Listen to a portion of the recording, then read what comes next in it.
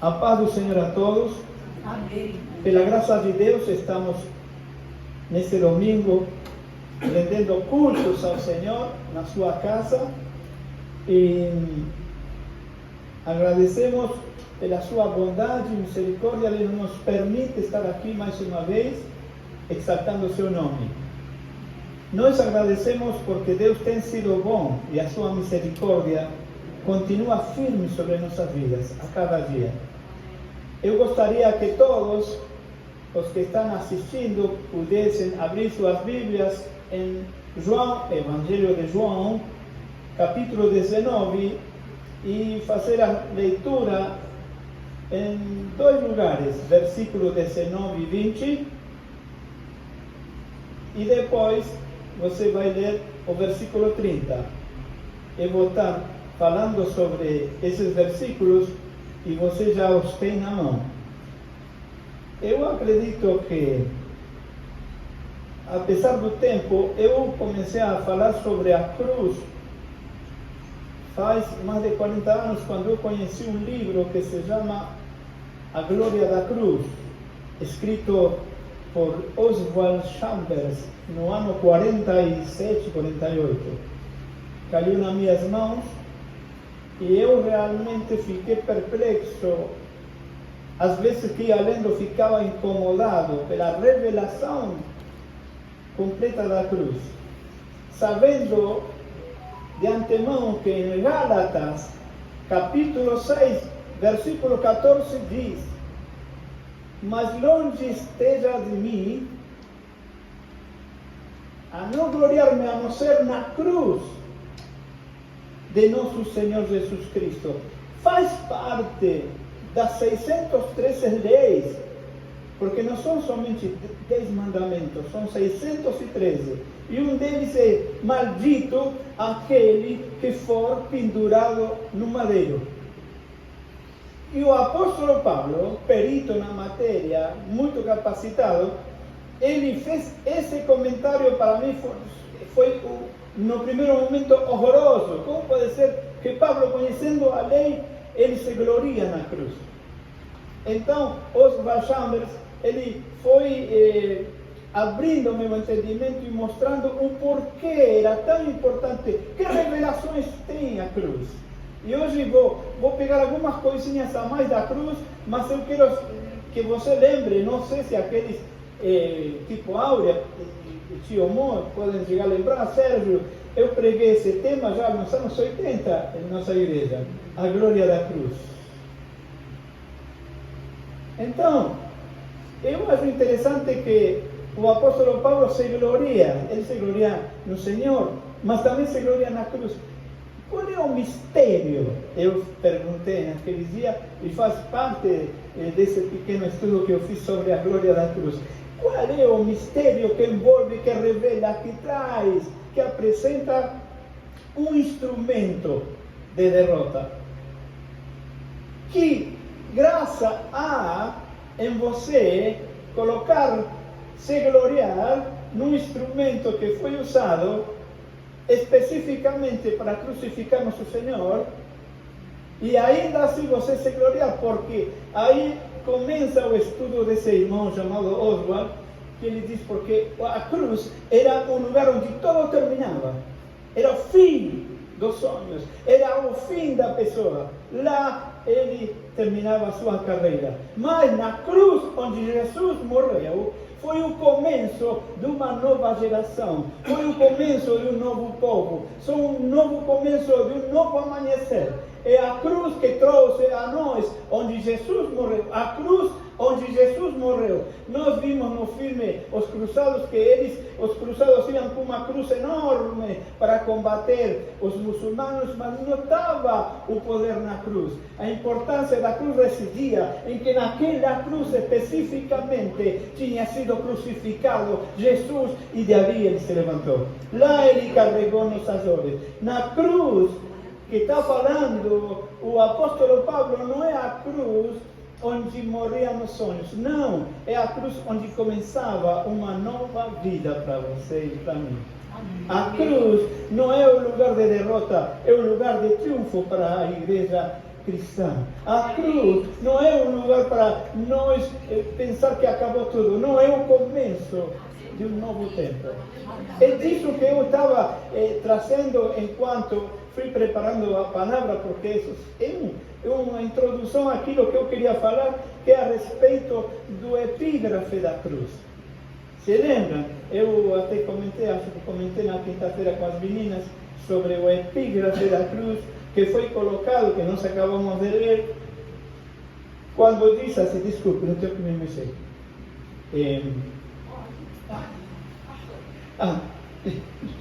Posso me mexer até aqui, está certo. Aleluia. O epígrafe da cruz, que revela em 3 idiomas diferentes. E eu estive fazendo a lição de casa. Por quê? Porque Jesus falava no aramaico, mas na Bíblia está escrito que foi escrito em hebraico. Interessante. Mas também eu fui levando que aquele epígrafe, aquele cartaz, aquela introdução àquilo que estava acontecendo, também estava escrito em grego. E o grego se usava nesse tempo o koiné, o grego popular. Não é o grego que nós conhecemos culto, da cultura, da ciência, da filosofia. E também na parte latim. Mas como pode ser que nós sabemos hoje, lástima que não veio a companheira nossa italiana, que nos poderia te ajudar, porque está o italiano, está o romano e está o latim. E está o latim culto também. Só que eu me fixei nesses 3 parâmetros.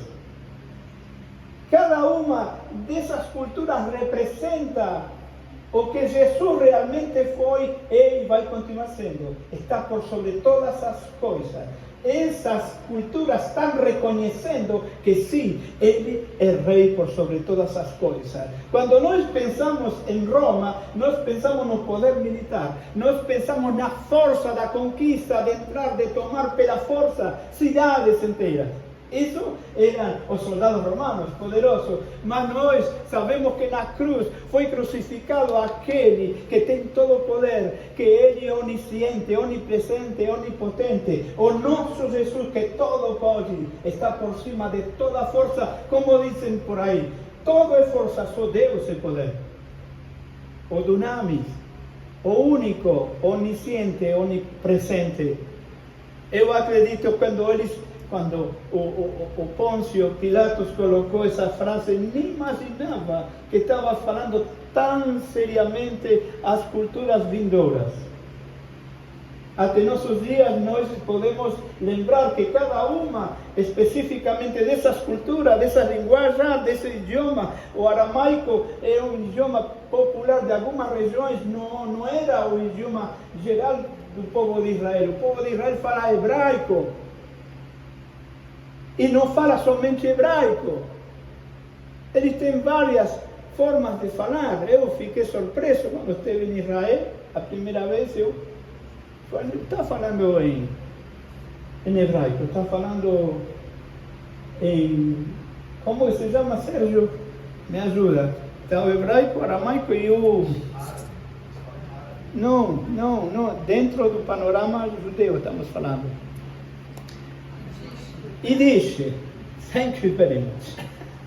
Obrigado, Renato. Então, dentro da cultura de Israel, hoje falam, não sei se o Natan estava comentando, porque lá falam todos os idiomas que você imagina. Você vai caminhando por Jerusalém, escuta português, espanhol, inglês, árabe, vai, todos os idiomas. Não é verdade? A gente que esteve lá percebeu exatamente isso, que todas as culturas vão para Israel porque reconhecem que há um Senhor que se chama Jesus, que mudou a história. E Israel é santa porque Jesus pisou nesse lugar. Esses dias me estavam comentando, você possivelmente conhece uma pequena história sobre um conhecido que com o filho estavam passeando num parque e de repente pisaram num formigueiro. E eles ficaram tristes porque arrebentaram um monte de formigas. E ele falou: papai, o que você acha se a gente coloca terra e vamos tentar curar essas formigas de alguma forma? Aí o irmão falou que a gente é muito grande para enfiar-nos dentro do formigueiro.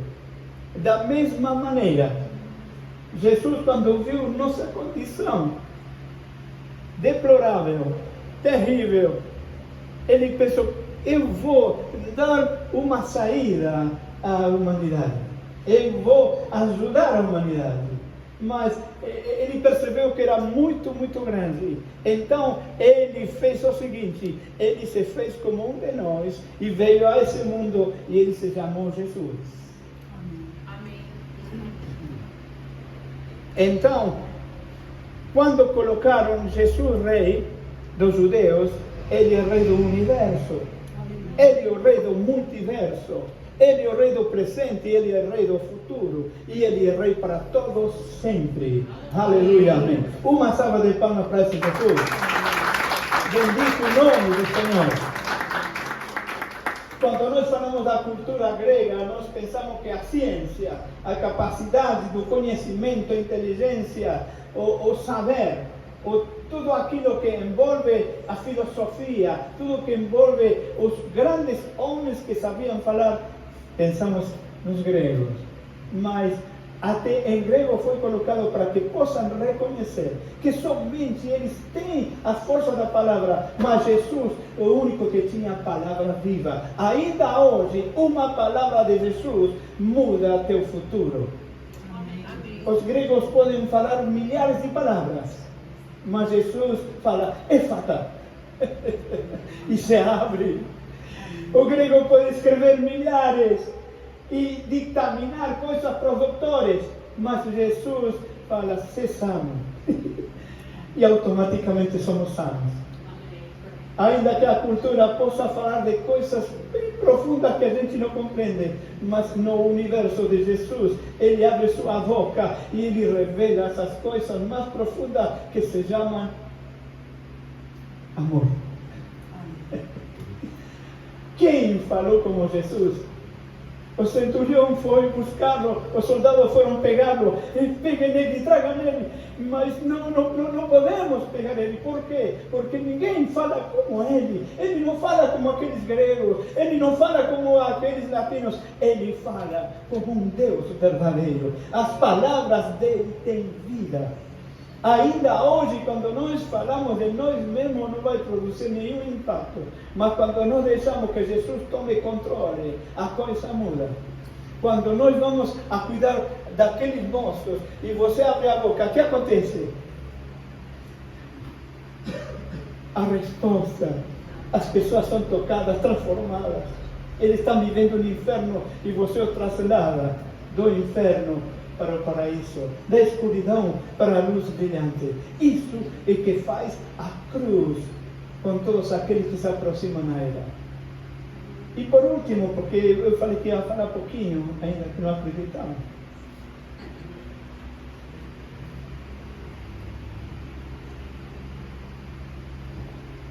Vamos a falar sobre João 19:30.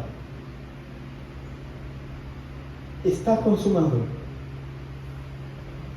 A palavra está consumado, em grego, aproveitando que estamos falando dos idiomas, se fala tetelestai. Tetelestai. Essa palavra é utilizada de três maneiras. Da mesma forma que eu falei de três idiomas, agora eu vou falar três maneiras que está consumado, nós podemos usar. Por exemplo, para começar, tetelestai é uma palavra usada no microcosmo dos negócios. Era para mostrar que uma dívida tinha sido totalmente quitada, a dívida tinha sido cancelada.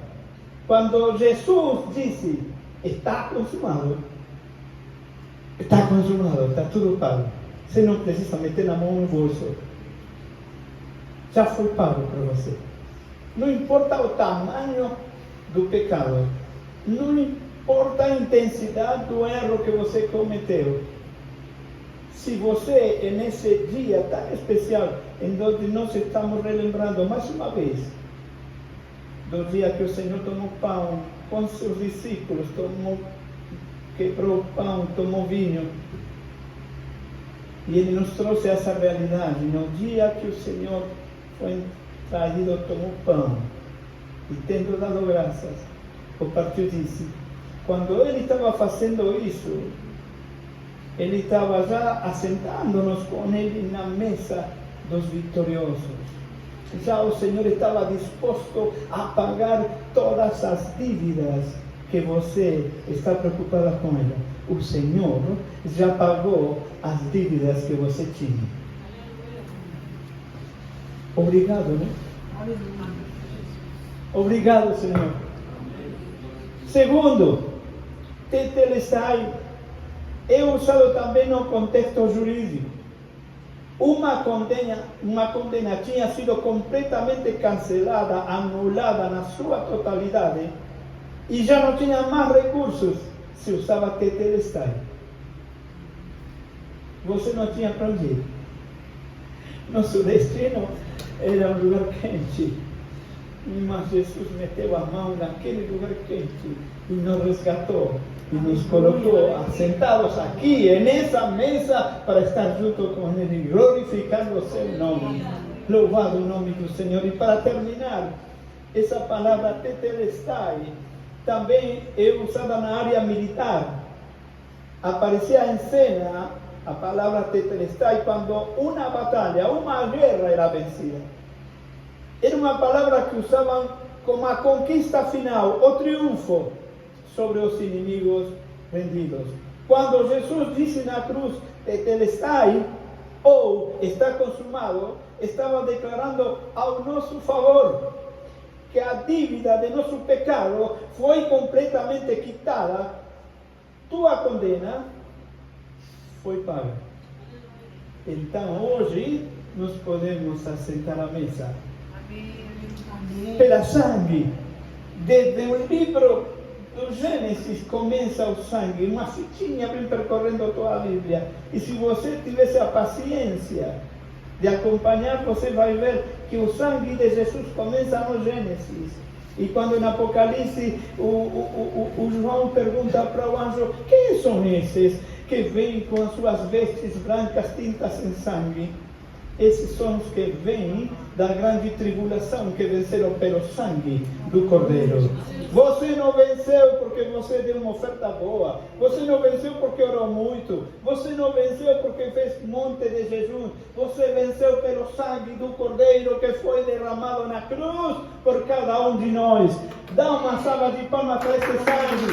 O sangue que nos purifica. O sangue que nos dá acesso. Tua condena perante Deus, um Deus justo que nós servimos, que se assenta, eu acho precioso isso, no trono de justiça, foi totalmente anulada na guerra espiritual contra o pecado, contra a nossa luta. Você percebeu que quando chega a Santa Ceia é mais complexo? Pareceria que não achamos o sapato, não lembramos onde deixamos a carteira e nos atrasamos sem saber por quê. Você sabia que o apóstolo Paulo não foi ensinado por Pedro, não foi ensinado por nenhum dos discípulos quando ele disse, porque eu recebi do Senhor. Tio. Pastor? Eu recebi de quê? Do Senhor. Ele tinha no quarto dele um aparelho especial, onde ele ligava e Deus mostrava os acontecimentos da vida do seu filho. Por 3 vezes eu subi no terceiro céu, falou Paulo. O apóstolo Paulo estava revelando que eu recebi do Senhor, o que também estou ensinando, que é muito importante que nós façamos isso, porque estamos fazendo não em memória de um famoso jogador de futebol, estamos fazendo em memória dele. Amém. Do dia que ele decidiu e falou, Alberto não merece nada, Alberto não vale nada, não tem valor. Mas ainda assim, eu vou na cruz por ele. Aleluia. Ainda assim, que ele não mereça, eu vou derramar meu sangue por ele. Ainda assim, e que o diabo te aponte, ainda assim você tem que declarar: eu venci e sou mais que vencedor. Amém. Jesus na cruz pagou por mim. Louvado seja seu nome. Deus abençoe. Amém. Pastor Sérgio.